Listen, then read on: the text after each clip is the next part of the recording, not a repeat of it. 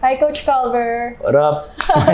So, I'm curious, ano ang fitness myths in your head that keeps on happening again and again? Right, number one na fitness myth na gusto kong i-debunk is spot reduction. Okay. Number one yan. So, what is spot reduction? So, ang ginagawa ng mga tao, if they want to lose their belly, they thought, or what they know is that they have to do crunches, several crunches, Parang ganun ako dati, leg Coach. raise. Ganun din naman ako.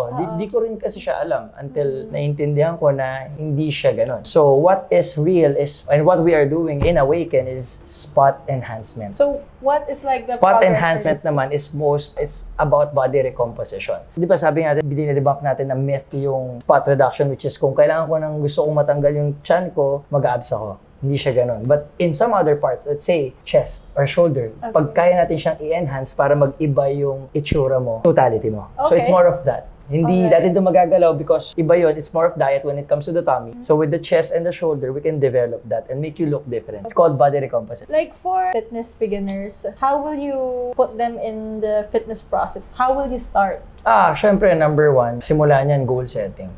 So, kailangan alam nila kung ano yung dahilan, ba't nila gagawin, or ba't sila papasok sa fitness, di ba? Kailangan purposeful. Kasi kung hindi, or mababa yung reason, ang tendency, they just give up. So, that's like knowing their why. Yes, that's very important. Yeah. Could you give me a good example of like one of your fitness beginners that had a really strong why, and that's why they were able to finish their fitness goal? Okay, Coach Mels na lang. Si Coach Mels, grabe yung why niya. Kasi si Coach Mels, sawang-sawa na at sukang-suka na sa pagiging mataba at pagtitake ng mga medicines niya. I see. Parang, eto na ba yung buhay ko? Dito na ba ako mamamatay? Dito na ba matatapos to? Eto na ba to habang buhay?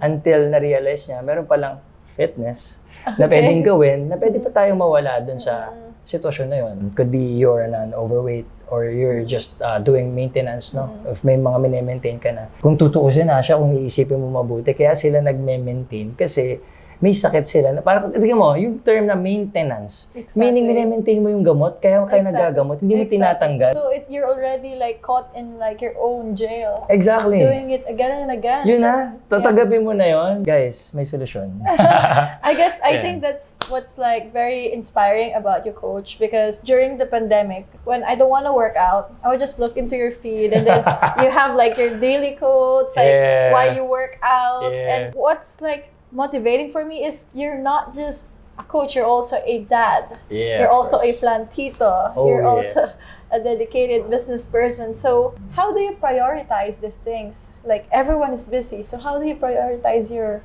workout regimes? Oh, wow, that's a very good question. No? Number one, syempre, put first things first. Yun yung importante doon. So, prioritize. Tip ko sa inyo to para maturuan ko kayo ng time management. So, meron niyang 4 quadrants. 4 quadrants? Okay, no, tell me about this, Coach. Okay, the first quadrant that you put is something that is important and urgent. Okay. And then the next quadrant is not important but urgent.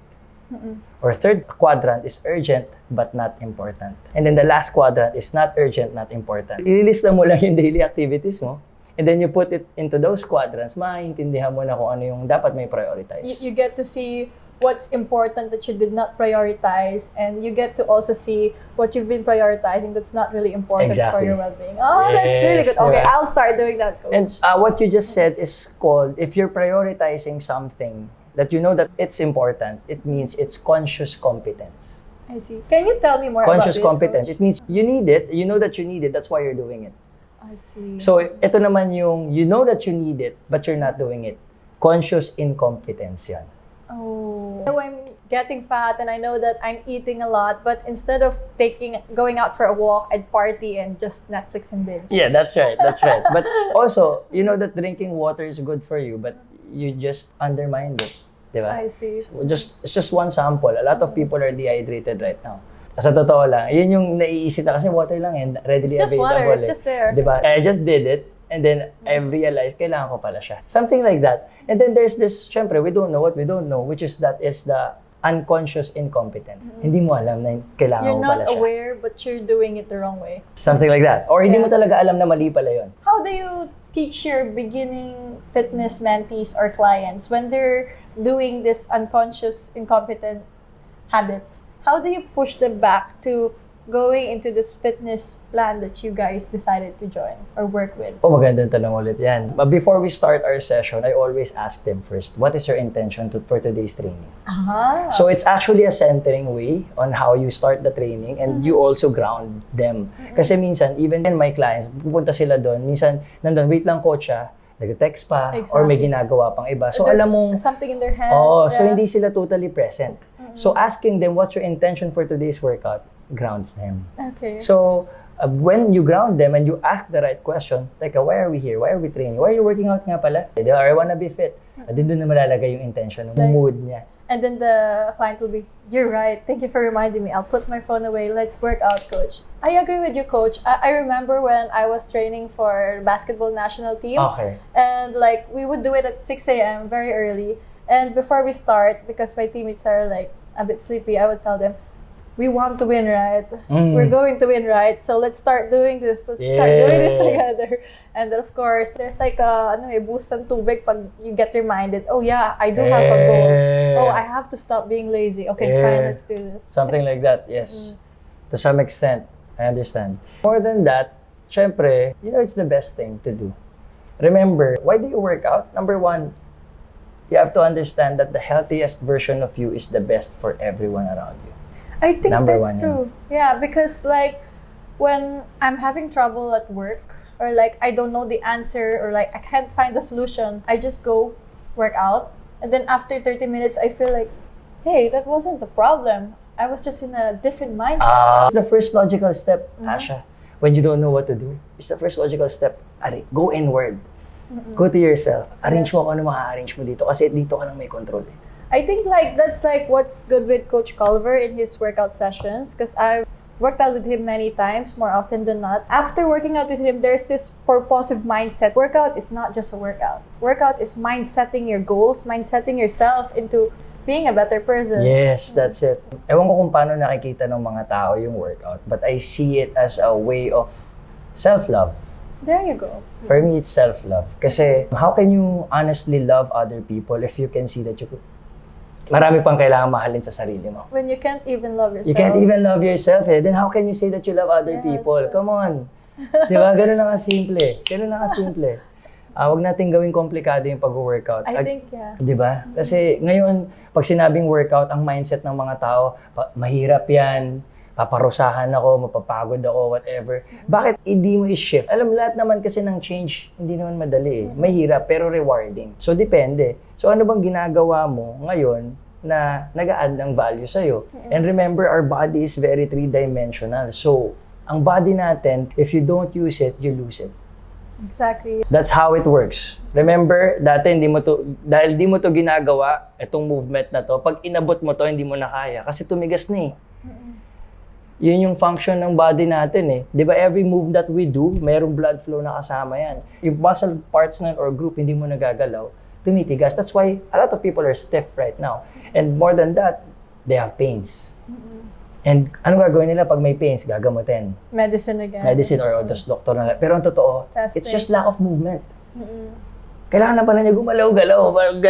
Okay na pala. I think, yeah, in my healthcare provider, I always have clients where, oh, I'm taking this medicine because I'm diabetic, or I'm taking this medicine because of my hypertension. What other medicines can help me? And I'm like, wait, we need to hold on this medicine part. Tell me about your lifestyle habits. Exactly. When was the last time we went out for a walk? Stress management, when it comes to stress management, I like how you do it with your clients. I see that they always say, oh, I feel happier after my workout with Coach Culver. Oh, I feel like I meditated instead of being punished. I also like, how do you do that with your clients? How do you make them feel like they have a sense of home? I think it's a gift in my end na I'm pretty much aware of what they're feeling during at the moment. So parang I try to go in their lens. So I tell them, okay, I know this is really intense. But we're just moving. If you come to think of it, remove yourself. Look at yourself in a third-person view. Look at yourself right now.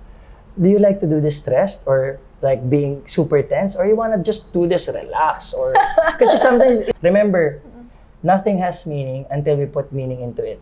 Exactly. So if this is a deadlift, it's just a deadlift. Kunwari na lang, deadlifting workout. That's an example. Like, Example lang ng workout. Okay. So tingin mo sana, hirap niya, mabigat niya. Pero natusin mo na, di ba ikaw na lang yung nag-add nun? You're like, oh, I cannot do this anymore. Exactly. Oh, yeah. You're just adding on to that. Or the line, why do I have to do this, coach? Do I really need to do another more? Babalik ko yung pag tinanong niya ako noon, di ba goal mo to? Di ba goal mo? Gusto mo ganito yung mangyari sa atin? O, bakit ngayon? Parang nag-iba na yung goal nung nahihirapan na tayo. So, dapat hindi ganun. Dapat be true to your word. And stay true to that process. I think like for fitness beginners, like it's the part when it's becoming hard that they want to like, oh, I want to go back to my comfort zone. How do you turn challenges into their new comfort zone? How do you make them feel familiar with pain or like effort, consistency? All right. With my approach in training, it's actually consistency I see over this, intensity. Yun yung strategy ko. Exactly. So I try to create workout programs that is very sustainable. And how do you describe sustainable? It's challenging, but not overwhelming. I like that. So, ganun yung workouts na dinidesign mo. Kasi, I've been there, yung talagang hardcore. Yung You've competed, coach. I even competed. So, Yes. marami na akong ginawa yung katawan ko.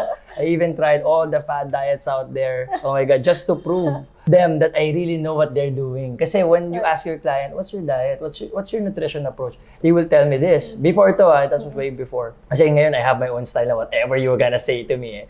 So, I'm doing vegan. So, dati, I wanted to know, sige, bakit kaya siya vegan? I'll try vegan first. Okay. Ganun yung ginagawa ko. Vegetarian. It all boils Intermittent down. fasting, Intermittent fasting. It all boils down naman to caloric deficit if you understand. Yes. That's just the root of it. It's caloric deficit that's making them lose weight. It's not because I am on IF. Kaya ako naglo-lose ng weight sa IF because limited yung time ko to eat. Okay. Which then leads to less calories na magpapasok ko. I see. Keto ako. Kapag keto naman ako, wala akong sugar, wala akong fruits or whatever, wala akong anything sweet or mababa yung carb ko. Low Which carb, then leads again to caloric deficit. Okay. Kasi konti lang yung makakain niya eh. If you try to eat healthy, protein pag kinain mo, you'll feel full. I see. So kung keto ka, protein kinain mo, you'll feel satisfied.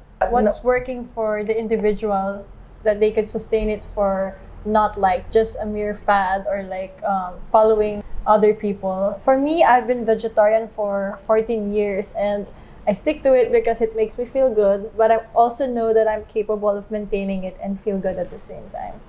How to know if you're doing the right thing? Simple lang. If you can imagine yourself doing it for the next 5 to 10 years, then it's the right choice. So how do you also teach your loved ones? It's one thing to be healthy on your own, but it's another thing to show it to your siblings, your mom, your dad, your children. How do you do this? That's actually the answer. You don't tell them, you show them. You show them. Because they don't listen. They copy you eh. By imitation. Yeah, they copy you. Especially children, they don't listen, they copy you. So, if you tell them not to use phone, make sure you're not using your phone. Oh, that's really good. Diba? So I didn't have to tell them to work out. They just see me work out and they try to copy me. I saw it in their videos, in their phones. They have videos that they're working out alone in their rooms. So sabi ko, okay, it's working. I didn't have to tell them that.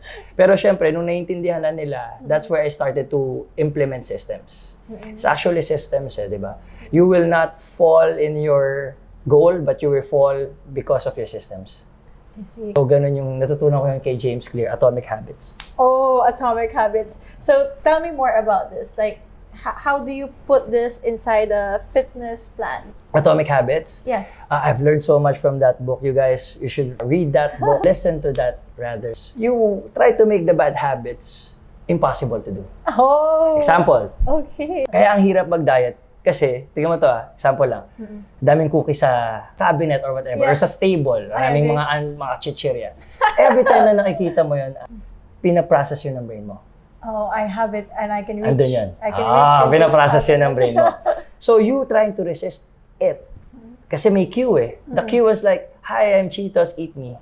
Oh my goodness. I agree with diba? you. Pag nakikita mo siya, wala siyang sinasabi, pero yun yung nare-receive ng brain. Or in the back of my mind, I am stressed now. I have a box of cookies in my pantry. I think, diba? Yeah. So if you want to make it impossible or hard, tago mo. So hindi siya kailangan i-process ng mind mo. Parang example na, for example, Netflix watching. Okay. Gusto mong pahirapan yung Netflix mo? Number 1 tip, level 1, tanggalin mo yung battery ng remote mo. Oh, Kasi bakit? Ang hassle na eh. Nung manonood ka, kakabit ko pa yung remote. Kung hindi na umuubra yun, dahil hindi hassle sa'yo magkabit ng remote, try, next level, tago mo yung TV sa cabinet. Making it impossible. Diba? Kasi hindi siya matatanggal eh. Actually, whenever you remove a bad habit, it will always arise. Ang nag-iiba lang yung respond mo to it. Kasi nag-create ka na ng panibagong system na para nare-resist mo yung mga ganon. Hindi siya mawala. Lagi kasi nagawa mo na siya eh. Kumbaga sa muscle memory yun. For example, na-resist mo na yung Netflix. Okay. Hindi mawala yung Netflix, nandiyan pa rin siya. Nag-iba lang yung respond mo to it because nag-create ka ng panibagong approach to it. Okay. I Did that make sense? Okay, it makes sense. It makes sense. It's more of like knowing what's good for you and putting it near your life, make it more accessible, and knowing what's bad for you and trying to remove it and push it away. Yeah. So that you won't That's how, parang na-curate mo na yung environment mo. That's so great. Simple lang, pero it's working. And staying present. Yun yung sikreto doon. Kasi kaya mo mawala in the midst of everything. Lalo na kunwari, nagpa-foam roll ka. Have you tried foam roll? Gusto mo tanggalin yung isip mo doon eh. Parang phone ka, sounds ka, para lang yung sakit, di mo It's too painful. mga ganun. Pero the right way to approach it is to accept the pain. I see. Introspect the muscle that's being released and then allow it with your breath to be released. Okay. Do you have any more tips for our fitness people out there? 3 tips first to make your fitness goal successful. So number 1, hydration. Stay hydrated. It's always half of your body weight, 50% is times in ounces. So that's how much in ounces, to be specific. And number 2, you have to eat at least 25 to 30 grams of protein. This is very technical tip. But if you do this, it works, coach. this will definitely take you to where you want to go. I'm not keeping this a secret, so ibibigay ko sa inyo. Kasi gusto ko makinabang kayong lahat dito. Okay, so 25 to 50 grams of protein in each meal. And then the last is having a serving of fruit on those meals. So if you do that, you will be securing number 1, hunger. Kasi you'll feel satisfied because of the protein. And also with the hydration. Sometimes, when you feel hungry and you wanted to eat, try drinking water first. Sometimes you're just dehydrated. That's so true. Like you're Same thirsty, signal kasi. you think you want to eat sweets, but after drinking like half a liter of water, like, oh, I don't need sweets. Water lang pala. Yes. Yun. So you're securing that. And then, number 2, you're securing energy. Kasi kapag you eat 25 to 50 grams of protein, you are in a satisfied state. So yung energy mo, very sustained. And if you eat a fruit, your cravings will be eliminated. Because it's also fructose. It's Exactly. also That's the sweet. sugar that we're You looking need for. that. And fruits is something that your body knows how to process. Hindi siya kagaya ng sugar na talagang, dahil hindi niya kilala, kailangan niya ng buong lakas niya para ma-process yun. That's why you get bloated. Inflamed siya sa loob. I think like berries, like when you eat a lot of sugar or you don't want to eat sugar, if you eat like a cup of berries a day, it negates the craving. Yes, right? exactly. Yes. Frozen berries, yogurt. That's the best option. Blueberries, yogurt, strawberries. Pero as simple as having an orange, pineapple, banana works also. I like how you, instead of giving like a certain number of reps or like a certain cardio plan, you gave a nutrition plan. You made them think about what they need to feed themselves before they could actually exert effort, exert energy for the workout. Pretty cool. Thank you. Kasi ang dami ng workouts out there. So I think, and also, ang dami ng available na information of workouts. So pipili ka na lang dun eh. Pero yung nutrition, konti lang.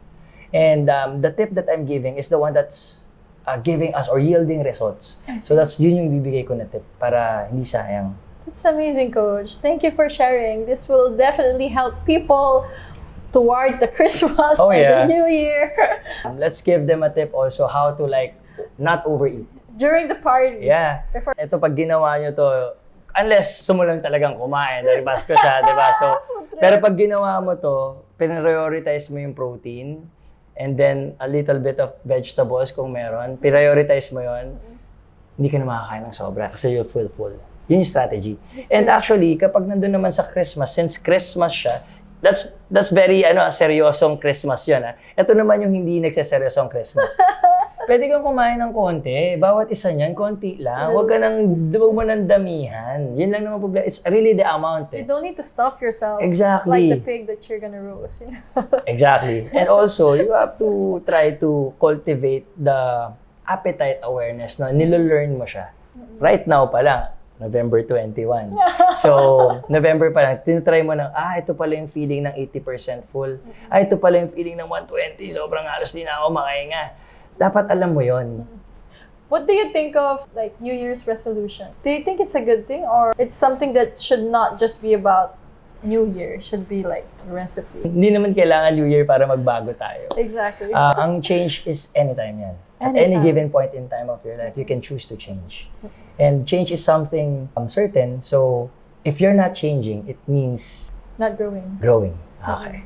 That's it. Kasi that's how life is eh. That's one thing constant and, di ba? Change talaga.